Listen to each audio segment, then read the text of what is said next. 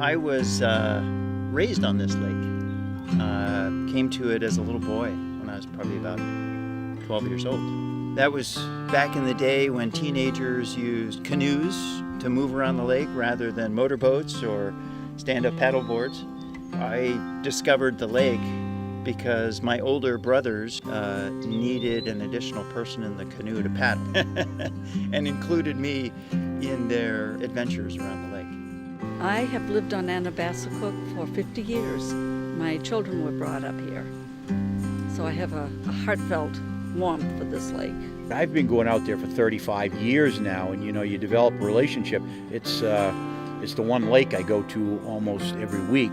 I mean, growing up as a kid, there was no other place around. The islands, 8.9 miles, all the different shorelines, all the different features, and then having the ability to go out and to boat to them and have family fun days out on the lake, that was really what brought me to it. It just was amazing to me that there's still places like this in Maine. Not only the water so clear, the fish are abundant. We watch the eagles and the osprey all day long.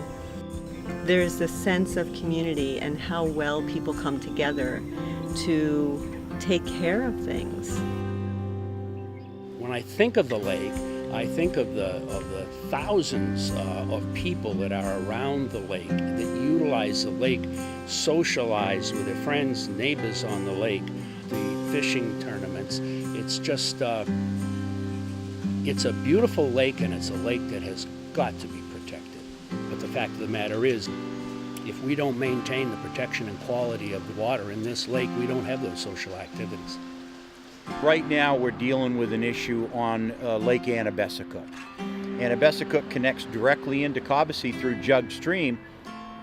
I hate to say it, but I think it's a matter of time that if something isn't done, we could have a much bigger mess on our hands.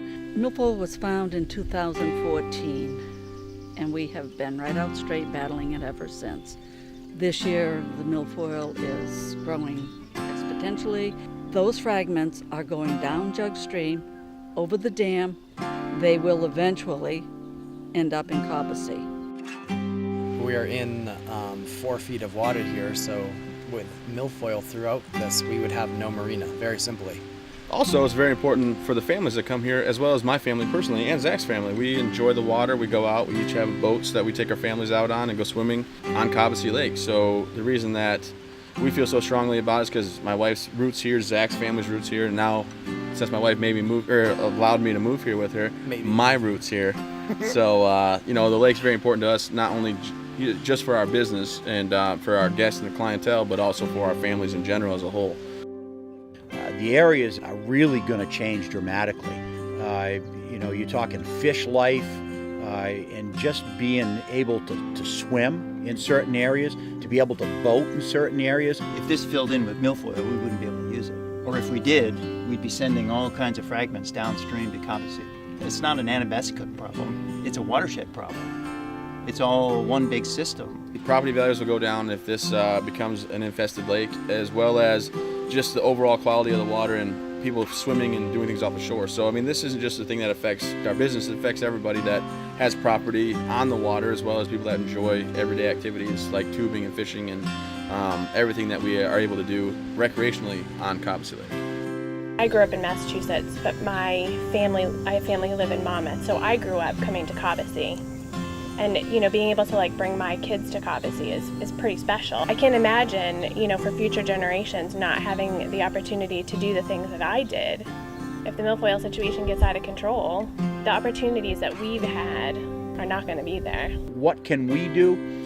Working with them, volunteering a little bit of time, doing boat inspections, helping with that.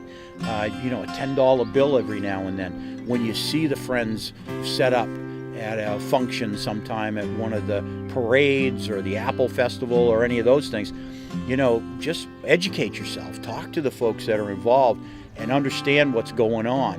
Education is primary. Get to know what milfoil looks like.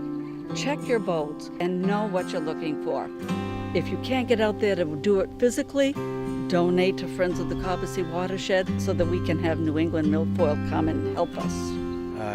These things down the road are going to make a difference on whether we have beautiful pristine lakes or whether we have weed beds.